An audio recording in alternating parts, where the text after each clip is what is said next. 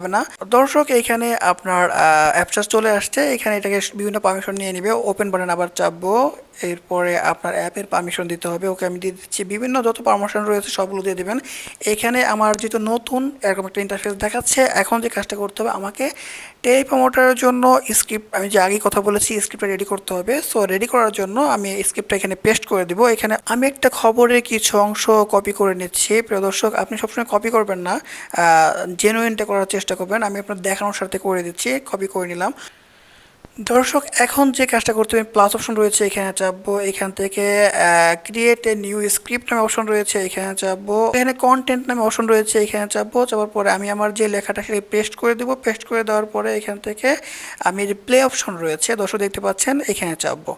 ওকে, এখন এখান থেকে আপনাকে প্রথম অবস্থায় যেহেতু অনেক কিছু দেখাচ্ছে, ওকে গট ইট, এখানে চাপলাম। এখানে দেখতে পাচ্ছেন যে প্লে অপশন রয়েছে, এখানে যদি চাপি তাহলে কিন্তু আমার লেখাটা প্লে হচ্ছে। আপনারা দেখতে পাচ্ছেন যে লেখাটা প্রত্যেকটা নিচে থেকে উপর দিকে আসছে। আমি সাইড স্ক্রিনে দেখিয়ে দিচ্ছি। সো আমি লেখাটাকে বড় করতে পারবো, ছোট করতে পারবো, পাশাপাশি এটাকে দ্রুত চালাতে পারবো, আপনার আস্তে চালাতে পারবো, সবটাই করতে পারবো। সেটা করার জন্য এখানে কিছু অপশন রয়েছে, আমি একটু দেখিয়ে দিচ্ছি। ওকে, এটাকে অফ করে দিচ্ছি। এইখানে আপনার যে প্লাস অপশন রয়েছে, এটা যদি চাপি তাহলে এটা দেখতে পাচ্ছেন যে 22, 23 এরকম চলে আসছে। ওকে, যত বাড়াবেন তত দ্রুত কিন্তু আপনার লেখাটা চলে যাবে।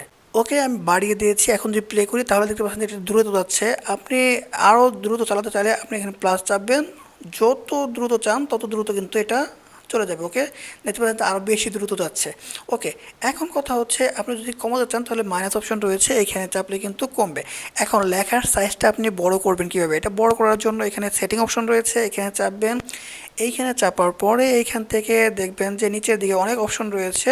এই যে ফ্রন্ট নামে অপশন চাপার পরে এখানে দেখবেন যে এটা যদি বোল্ড করতে চান তাহলে বোল্ড আসবে, আর যদি আপনি চান যে না সাধারণ থাকবে তাহলে এখানে এটা চাপবেন।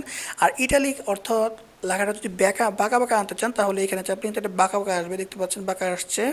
ওকে, এখন লেখার সাইজটা আপনি কতটুকু রাখবেন সেটা কিন্তু খুব গুরুত্বপূর্ণ, কারণ আপনার সামনে আপনি রেখে তারপরে কথা বলবেন। যদি আপনার এমনটা হয় যে আসলে লেখার সাইজটা আপনি পড়তে পারছেন না, দেখতে পারছেন না, তাহলে কিন্তু আপনার এটা খুব বড় ধরনের একটা সমস্যা। আপনি যেভাবে করবেন এইটাকে একটু বড় করে দেন।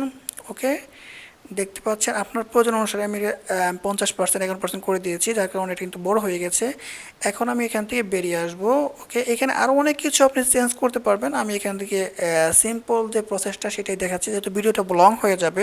প্রিয় দর্শক, আমি যদি এখানে পড়ি, কক্সবাজার থেকে ঢাকাগামী বিমান বাংলাদেশ এয়ারলাইন্সের একটি উড়োজাহাজ উড্ডয়নের পর পেছনের একটি চাকা খুলে নিচে পড়ে গেলেও শেষ পর্যন্ত নিরাপদে অবতরণ করেছে।